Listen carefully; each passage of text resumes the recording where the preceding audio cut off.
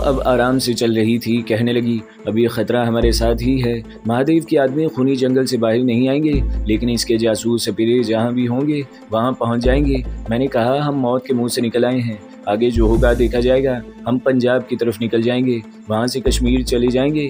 जासूस सपेरे वहाँ तक नहीं पहुँच सकेंगे, तुम बेफिक्र रहो। कश्मीर से हम सरहद पार करके पाकिस्तान चले जाएंगे। जमीला खामोश रही। कहने लगी, हम इस वक्त कहाँ जाएंगे? क्या रात के वक्त हमें देवगढ़ जाने वाली कोई बैलगाड़ी मिल जाएगी? इसे मालूम था, और वो नहीं भूली थी कि चौकंबा गांव से हमें बैलगाड़ी में बैठकर देवगढ़ जाना था, जहां से ट्रेन पकड़कर हम झांसी भोपाल से होते हुए भारतीय पंजाब की तरफ जा सकते थे। मैंने कहा, हम जोगन माया देवी की कुटिया में जाएंगे। अगर वो वहाँ पर मौजूद ना हुई तो पीछे मुड़ी में गंदलनी के पास जाएंगे। मैंने इसे मुख्तसर गंदलनी के बारे में बताया कि मैं इसी की एक जड़ी बूटी और मंत्रों की वजह से इंसान से सांप के रूप में आया हूँ, मगर तुम्हें घबराने की ज़रूरत नहीं है। मैं बहुत जल्द, बल्कि किसी भी वक्त अपनी असली इंसानी शक्ल में वापस आ सकता हूँ। हम रात की तारीकी में खेतों में से गुजरते हुए चौखंबा गांव के किनारे जोगन माया देवी की कुटिया में पहुँचे। जोगन अभी तक नहीं आई थी, इसकी कुटिया खाली पड़ी थी। मैं जमीला को लेकर गंदलनी की कुटिया की तरफ आ गया। गंदलनी कुटिया में मौजूद थी, लालटेन रोशन थी। हम दोनों को देखकर वो बोली, मुझे पूरा विश्वास था कि तुम अपनी बीवी को ज़रूर निकाल लाओगे। मैंने कहा, लेकिन अब मुझे इंसानी शक्ल में वापस ले आओ। अब मुझे सांप के रूप में रहने की ज़रूरत नहीं है। जमीला गंदलनी के करीब बैठ गई थी। गंदलनी ने इसके सर पर हाथ रखकर कहा, तुम बड़ी खुशकिस्मत हो कि तुम्हें एक मोहब्बत करने वाला बहादुर पति मिला है। जमीला ने गंदलनी से कहा, मगर मैं सांप के साथ कैसे ज़िंदगी गुजार सकूंगी? मेरे पति देव को वापस इंसानी शक्ल दे दो। गंदलनी मेरी तरफ तकने लगी। मैं कुंडल मारे जमीला और गंदलनी के बिल्कुल सामने बैठा था। मैंने भी कहा, हाँ गंदलनी, अब किसी तरह से मुझ पर आकाश बूटी का असर ख़त्म कर दो, ताकि मैं इंसानी शक्ल में आ जाऊं और अपनी बीवी को लेकर जम्मू कश्मीर की तरफ जाकर वहां से बॉर्डर क्रॉस करके पाकिस्तान पहुंचने की कोशिश करूं। गंदलनी कहने लगी, करमदाद, मैंने तुम्हें आकाश बूटी पिलाने से पहले बता दिया था कि इस बूटी का असर तुम पर 1 साल से लेकर 5 या 10 साल और हो सकता है, या ये कि जब तक तुम जिंदा रहो तुम पर असर रहे। तुमने कहा था कि मुझे मंजूर है। अब ये मेरे इख्तियार में नहीं है कि मैं तुम्हें सांप से हमेशा के वास्ते वापस इंसानी शक्ल में ले आऊँ। ये ज़रूर होगा कि तुम पर किसी भी वक्त आकाश बूटी का असर हल्का पड़ने लगेगा और तुम सांप से इंसानी शक्ल इख्तियार कर लोगे, लेकिन ये थोड़ी देर के लिए होगा। 10 मिनट बाद, आध घंटे बाद, और ज़्यादा से ज़्यादा 1 पहर या 1 रात के बाद तुम दोबारा सांप की शक्ल इख्तियार कर लोगे। मैं ये सुनकर परेशान हो गया। जमीला को भी मैंने देखा कि वो भी परेशान थी। कहने लगी, गंदलनी, क्या तुम्हारे पास इस मुश्किल का कोई हल, कोई उपाय नहीं है? वो बोली, मेरे पास इसका कोई इलाज होता तो मैं तुम्हारे खामन को ज़रूर बता देती और इसे इस मुश्किल से निकाल लेती, लेकिन जैसा कि मैंने तुम्हारे खामन को पहले रोज़ खबरदार कर दिया था कि मेरे पास इस मुश्किल का कोई हल नहीं है। मैं सांप के रूप में अपनी बीवी जमीला के पाँव के बिल्कुल करीब बैठा था और मुझे इसके जिस्म की बड़ी तेज़ खुशबू आ रही थी। इसमें कोई शक नहीं कि मैं इस मुसीबत से आगाह था। गंदलनी ने वाकई मुझे पहले बता दिया था कि आकाश बूटी का असर हो सकता है सारी ज़िंदगी मुझ पर रहे, और मैंने इसे कबूल भी कर लिया था, सिर्फ इस ख्याल से कि सांप की शक्ल में जमीला को मैं बड़ी आसानी से महादेव के आश्रम से निजात दिला सकता था।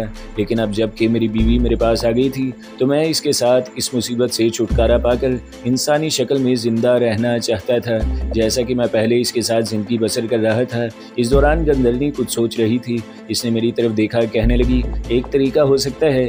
वो क्या? मुझसे पहले जमीला ने बेताबी से इसे पूछा। गंदलनी ने कहा, शहर भोपाल में सब्ज़ रुमालों वाली एक खानकाह है। इस खानकाह में एक बड़ी कलनी वाले मुसलमान बुजुर्ग का मज़ार है। अगर तुम वहाँ जाकर 5 रातें अपने खुदा की इबादत करो और सब्ज़ रुमालों वाले बुजुर्ग के रूह को सवाब पहुँचाओ तो हो सकता है कि तुम्हें इस मुश्किल से निजात मिल जाए। मैंने कहा, मैं ये ज़रूर करूँगा। मुझे बताओ, भोपाल शहर में इन बुजुर्ग का मज़ार कहाँ पर है? गंदलनी ने कहा, भोपाल के रेलवे स्टेशन के पश्चिम की जानिब एक छोटा सा टिब्बा है।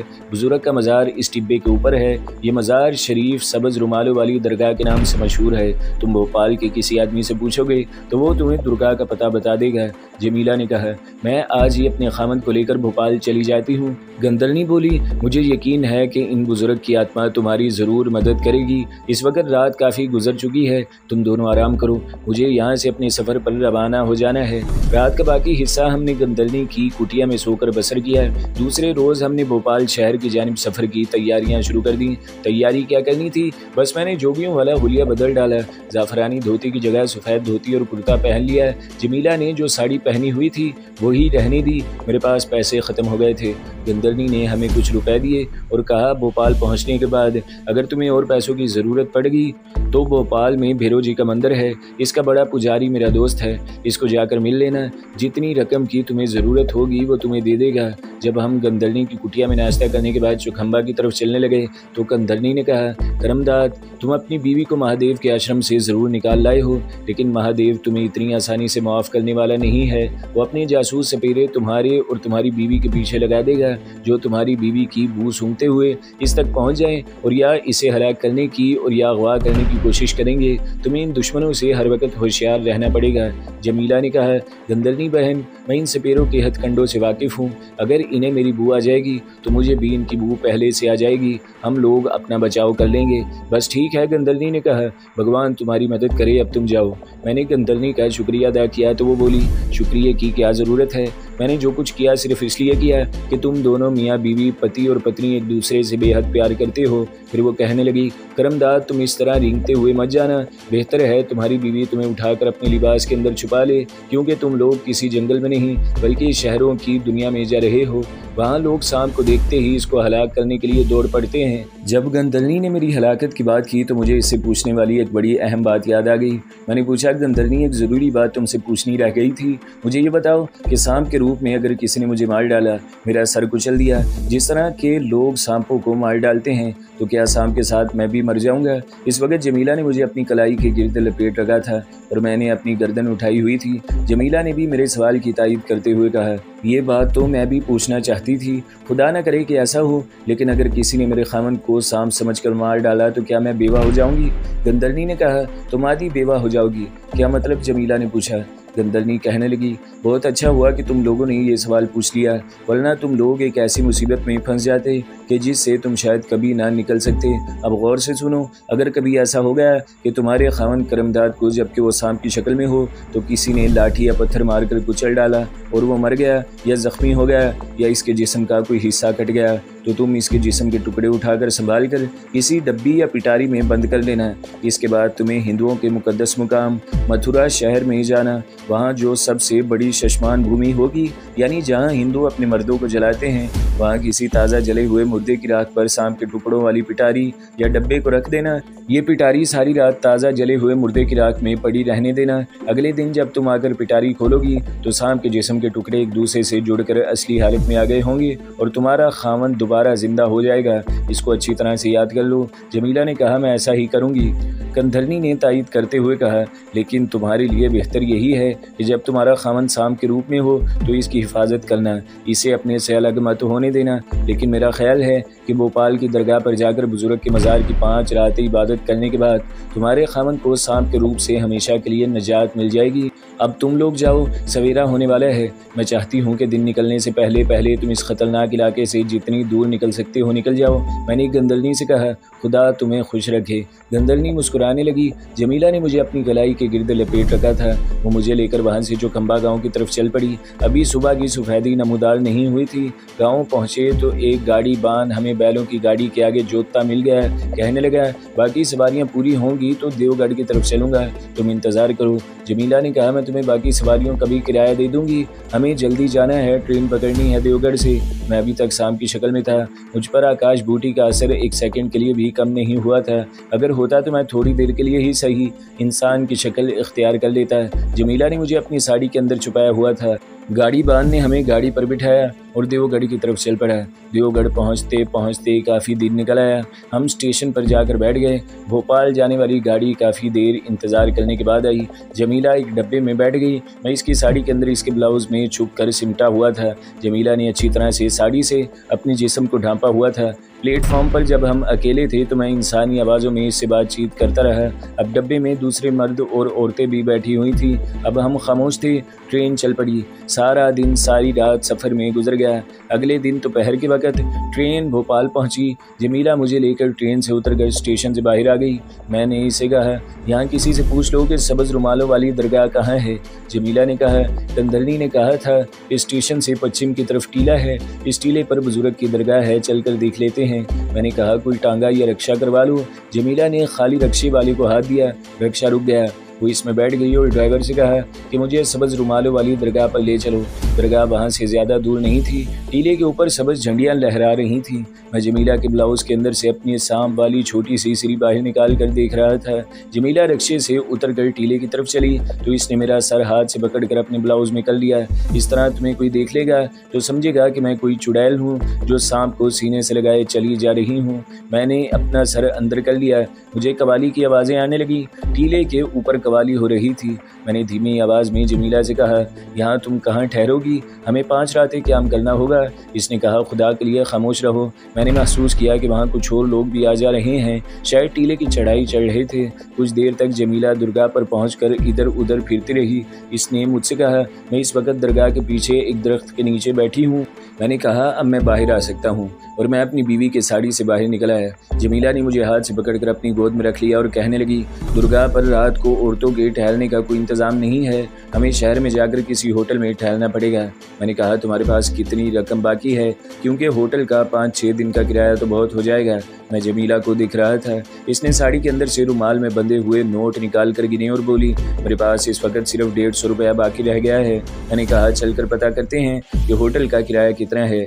हो सकता है किसी सस्ते होटल में जगह मिल जाए। वो मायूसी के लहजे में बोली, करमदाद, सस्ते से सस्ता होटल भी इतना सस्ता नहीं होगा कि मैं इन पैसों में वहाँ 5 दिन रह सकूँ। और फिर मेरा खाना पीना कहाँ से होगा? हमें वापस कश्मीर की तरफ भी जाना है। हमें नए कपड़ों की भी ज़रूरत है। मैंने कहा, तो फिर क्या किया जाए? हमारे पास तो इन थोड़े पैसों के सिवा और कुछ नहीं है। जमीला कहने लगी, अल्लाह मालिक है, सिर्फ मुझे रात बसर करने का ठिकाना चाहिए। तुम्हें तो कोई भी नहीं देखेगा। मैं मालूम करती हूँ यहाँ कोई ना कोई ऐसी जगह ज़रूर होगी जहाँ बाहर से आई हुई औरतें रात बसर कर सकें। उठकर एक तरफ चल पड़ी। मुझे इसने अपनी साड़ी के अंदर छुपा लिया था। अब मैं सिर्फ इसकी आवाज़ ही सुन सकता था या दरगाह के अंदर जो कवाली हो रही थी इसकी आवाज़ रही थी। वो शायद दरगाह के अंदर चली गई थी क्योंकि मुझे अगरबत्तियों की खुशबुएं आने लगी थी। फिर वो एक औरत से बातें करने लगी। इसने औरत से रात बसर करने के ठिकाने के बारे में पूछा तो इस औरत ने बड़ी साफ उर्दू जुबान में कहा, यहाँ दरगाह शरीफ के पीछे 4-5 हुजरे हैं जहाँ बाहर से आने वाली ख़वातीन रात को ठहरती हैं। और मैं तुम्हें दरगाह के मतवल्ली से मिलाती हूँ। मुझे कुछ इत्मीनान हुआ कि जमीला के यहाँ 5 रातें ठहरने का इंतज़ाम हो जाएगा। अब मुझे मतवल्ली से जमीला की बातें करने की आवाज़ें सुनाई दी। मतवल्ली ने जमीला से पूछा, बीबी तुम कहाँ से आई हो? तुम्हारे साथ कोई मर्द नहीं है? जमीला ने कहा, बाबा जी मैं दिल्ली से आई हूँ। मुझे मेरे पीरो मुर्शद ने हुक्म दिया है कि मैं सब्ज़ रुमालों वाले मज़ार पर अकेली जाऊँ और 5 रातें यहाँ वजीफ़ा करूँ, तब मेरे खामन को आराम आ जाएगा। मेरा खामन बहुत बीमार है। मतवल्ली की आवाज़ आई, ठीक है बीबी, तुम दरगाह के पीछे जो कोठरियाँ हैं इनमें से कोने वाली कोठरी में रह सकती हो। जमीला ने मतवल्ली का शुक्रिया अदा किया और वहाँ से एक तरफ चल पड़ी। लगता था कि जो औरत इसे मतवल्ली के पास लाई थी वो जा चुकी थी क्योंकि जमीला खामोश थी। फिर मुझसे मुखातिब होकर बोली, करमदाद, मेरे ठहरने का इंतज़ाम हो गया है। तुमने भी सारी बातें सुन ली होंगी। मैंने कहा, हाँ जमीला, मैंने सब कुछ सुन लिया है। ये बड़ी अच्छी बात हुई है। जमीला ने आहिस्ता से कहा, मैं कोने वाली कोठरी के पास आ गई हूँ। अब मैं तुमसे कोई बात नहीं करूँगी। तुम भी ना बोलना। कोठरी के बाहर एक बूढ़ी औरत चारपाई पर बैठी थी। शायद ये इन कोठरियों की इंचार्ज थी। मैं चुप रहा। जमीला इस औरत को सलाम करके मुतवल्ली के बारे में बताया कि उन्होंने मुझे कोने वाली कोठरी में 5 दिन रहने की इजाज़त दी है। बूढ़ी औरत की आवाज़ आई, तुम कौन हो? कहाँ से आई हो? इस औरत का लहजा सख्त था। जमीला ने बड़ी आजी से अपने खामन की मसनूई बीमारी का वाक़या बयान किया। वो औरत बेदिली से बोली, ठीक है, कोने वाली कोठरी में चली जाओ। इसका 5 दिन का किराया 50 रुपये होगा। ये रकम तुम्हें अभी अदा करनी होगी। मैंने महसूस किया कि जमीला साड़ी में से पैसों वाली गुथरी निकाल रही थी। इसने औरत से कहा, बहन जी ये लीजिए 50 रुपये, आपकी बड़ी मेहरबानी है। औरत ने कहा, कोने वाली कोठरी में चली जाओ। जमीला चलने लगी। मैं अभी तक इसके ब्लाउज़ में ही छुपा हुआ था। मुझे दरवाज़ा खुलने की आवाज़ आई। जमीला ने कहा, मैं कोठरी में आ गई हूँ, तुम बाहर आ सकते हो। और जमीला ने ब्लाउज़ में हाथ डालकर मुझे बाहर निकाल लिया। मैंने देखा कि एक छोटी सी नीम रोशन कोठरी है जिसमें एक चारपाई बिछी हुई है। बिस्तर एक तरफ को लपेट कर रखा हुआ है। दीवार के साथ एक लोहे की कुर्सी पड़ी है। जमीला ने मुझे कुर्सी पर एक तरफ बिठा दिया। मैं कुंडली मार कर बैठ गया। मैं छोटा सा सांप था। मैंने जमीला से कहा, यहाँ तुम्हारे खाने पीने का क्या बंदोबस्त होगा? मेरा ख्याल है दरगाह में लंगर ज़रूर खुलता होगा। जमीला ने चारपाई पर बिस्तर खोलते हुए कहा, देखा जाएगा।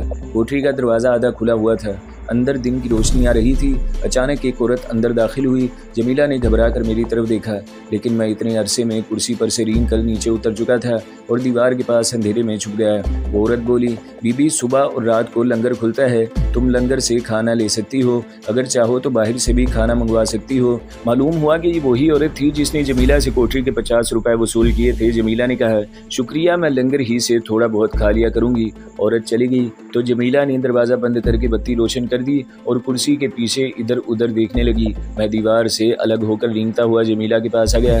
जमीला ने मुझे देखकर उठा लिया। मुझे तो फिक्र पड़ गई थी कि कहीं ये औरत तुम्हें देख न ले, अगर देख लेती तो सांप सांप का शोर मचा देती और लोग तुम्हें मारने के लिए दौड़ पड़ते। मैं इंसानी आवाज़ों में ही बातें कर रहा था। मैंने कहा, मैं तो औरत को देखते ही चुप गया था। जमीला चारपाई पर बैठ गई, मैं इसके पास ही कुंडली मारकर बैठ गया। हम बातें करने लगे। मैंने कहा, अभी तक मुझ पर गंदलनी की आकाश बूटी का असर जरा भी कम नहीं हुआ। जब से हम खूनी जंगल से निकले हैं, मैं एक बार भी सांप से इंसानी शक्ल में वापस नहीं आया। जमीला फिक्रमंद होकर बोली, यही तो मुझे भी परेशानी लगी है कि कहीं तुम्हारी ये हालत मुस्तकिल ना हो जाए। हम भी किसी मुसीबत में फंस गए हैं। और वो एक सर्द आ भर कर रह गई। शाम को जमीला मुझे कोठरी में ही छोड़कर लंगर की तरफ चली गई। वो डोने में कुछ बिरयानी ले आई। कहने लगी, करमदाद, मैं खुद वहाँ बिरयानी खा कर आई हूँ, ये तुम्हारे लिए लाई हूँ। मैंने कहा, मेरी जान, सांप बिरयानी नहीं खाया करते, मुझे तो ना भूख लगती है ना प्यास लगती है। इसने बिरयानी वाला डोना ताकचे में रख दिया। मैंने दरगाह के अंदर एक जगह देख ली है, वहीं बैठकर रात को वजीफ़ा वगैरह पढ़ूंगी। तुम कोठरी में ही रहना, मैं बत्ती जलती रखूंगी और बाहर से ताला लगा जाऊंगी। जब रात गहरी हो गई तो जमीला मुझे बिस्तर पर सिराने के पास बिठाकर बाहर से ताला लगाकर चली गई। कोठरी में बड़ी मध्यम रोशनी वाला बल्ब रोशन था। भोपाल शहर का शुमार भारत के बड़े शहरों में होता था। ये क़याम पाकिस्तान से पहले बहुत मशहूर मुस्लिम रियासत थी और इसके फरमारवा ने पाकिस्तान की जद्दोजहद में बड़ा नुमाया किरदार अदा किया था। मैंने अखबारों में पढ़ रखा था, यहाँ के लोग जनूबी भारत के मुकाबले में उर्दू बड़ी अच्छी बोलते हैं। यहाँ मुसलमान भी कसीर तादाद में आबाद हैं। मैं कोठरी में अकेला बिस्तर पर सिरहाने के ऊपर कुंडली मारकर बैठा रहा। फिर मैंने सर नीचे कर लिया और आराम से सिमट कर बैठ गया। मुझे सारी रात बैठ कर गुजारनी थी। मैंने पहले भी ये बात महसूस की थी कि सांप की शक्ल में मुझे वक़्त गुजरने का एहसास नहीं होता था। मैं सिरहाने पर ही पड़ा रहा। दरगाह शरीफ की तरफ से कवाली की आवाज़ें नहीं आ रही थीं। आहिस्ता आहिस्ता बाहर रात की खामोशी तारी होती गई। फिर किसी किसी वक्त कोई आवाज़ आ जाती। मालूम हुआ कि रात गहरी हो गई है। फिर दरवाजे के खुलने की आवाज़ आई। जमीला ने बाहर ताला इसलिए नहीं लगाया था कि दुर्गा की औरत ने इसे कह दिया था कि कोठरी को ताला नहीं लगाया जाएगा, रात को अंदर से कुंडी लगाई जा सकती है। मैंने सर उठाकर देखा, जमीला ने अंदर आकर दरवाज़ा बंद कर दिया। वो कुछ परेशान थी और जल्दी वापस आ गई थी। वो बिस्तर पर बैठ गई। इसका सांस फूला हुआ था। मैंने पूछा, क्या हुआ जमीला, खैरियत तो है? वो सांस पर काबू पाते हुए बोली, बड़ी अजीब बात हुई। मैं वज़ू करके दरगाह के सहन में एक तरफ इबादत करने बैठी तो मुझे जो वजीफ़ा याद था वो भूल गया। मैं बार बार याद करती, मुझे वजीफ़े के अरबी अल्फाज याद नहीं आ रहे थे। मैं आंखें बंद करके औज़ु बिल्लाह पढ़ने लगी। अचानक मुझे महसूस हुआ कि मेरे चारों तरफ आग के शोले भड़क रहे हैं। मैंने घबरा कर आंखें खोल दी, तौबा इस्तग़फ़ार पढ़ी और दोबारा आंखें बंद करके औज़ु बिल्लाह का विर्द शुरू कर दिया। थोड़ी देर बाद मेरे इर्द गिर्द वही शोले भड़कने लगे। मैंने घबरा कर दोबारा आंखें खोल दी। 5-6 बार मेरे साथ ऐसा हुआ। मैं घबरा कर वहाँ से आ गई हूँ। ऐसा क्यों हुआ है करमदाद? लगता है अल्लाह मियाँ हमसे नाराज़ हैं। मैं भी इसकी कोई वजाहत न कर सका। यही कहा कि हो सकता है तुम पाकीज़ा हालत में नहीं हो। वो बोली, मैं पाकीज़ा हालत में ही हूँ और मैंने वज़ू भी किया है। फिर क्या बात है? वो बोली, कुछ समझ में नहीं आ रहा। कल रात दोबारा कोशिश करूँगी और गुस्ल करके दरगाह शरीफ पर जाऊँगी। वो बिस्तर पर लेट गई। इसने दरवाजे की कुंडी चढ़ा दी। मैंने इंसानी आवाज़ में ही जमीला से कहा, अब तुम सो जाओ, कल बात करेंगे, मैं यहीं तुम्हारे पास ही लेट जाता हूँ। जमीला ने कहा, खुदा हाफिज़। मैंने भी जवाब में खुदा हाफिज़ कहा और सांप के रूप में जमीला के साथ लग गया। अचानक मुझे चक्कर आने लगे। मैंने जमीला से कहा, जमीला मुझे चक्कर आ रहे हैं, लगता है मैं इंसानी शक्ल में वापस आने लगा हूँ। जमीला उठकर बैठ गई। इसी दौरान मुझे अपने जिस्म का बोझ महसूस होने लगा। फिर जैसे मेरी आंखों के आगे रोशनी सी चमक कर बुझ गई और मैं इंसानी शक्ल में वापस आ चुका था। कोठरी में बल्ब रोशन था। इसकी धीमी रोशनी में जमीला मुझे देखने लगी। इसने मेरा चेहरा अपने दोनों हाथों में ले लिया और इसकी आंखों में आंसू आ गए। कहने लगी, मेरी जान, तुम कितने कमज़ोर हो गए हो। काश हम पाकिस्तान में ही रहते, ढाका कभी ना आते। या अल्लाह पाक, हमें इस मुसीबत से नजात अता फरमा। और वो सिसकियाँ भरते हुए मेरे साथ लग गई। जमीला को मुझसे वाकई बड़ी मोहब्बत थी। हम दोनों एक दूसरे से बेहद प्यार करते थे। मैंने इसे हौसला दिया और कहा, हिम्मत ना हारो जमीला, खुदा ने हमें सबसे बड़ी विपदा से निकाल दिया है, वो इस मुसीबत से भी हमें निकाल देगा। जमीला ने साड़ी के पल्लू से अपने आंसू पोंछते हुए कहा, खुदा करे कि अब तुम इंसानी शक्ल में ही रहो। मैंने कहा, कोई पता नहीं मेरी ये हालत कितनी देर तक कायम रहती है। वो बोली, ऐसा न कहो, मैं तुम्हें दोबारा सांप के रूप में आते नहीं देख सकती। मैंने कहा, मुझ पर बुत परस्तों के तलीसम का असर है जमीला, ये जादू टूना अपनी जगह पर मौजूद रहता है। इंशाअल्लाह मैं अल्लाह के करम के सदक़े से इस तलीसम से बहुत जल्द आज़ाद हो जाऊँगा। तो दोस्तों, अगली किस्तें सुनने के लिए हमारे चैनल को ज़रूर सब्सक्राइब करें, वीडियो को लाइक करें और बेल के आइकन पर भी क्लिक कर दें ताकि हर जो आने वाली वीडियोज़ हैं वो आपको सबसे पहले मिलती रहें।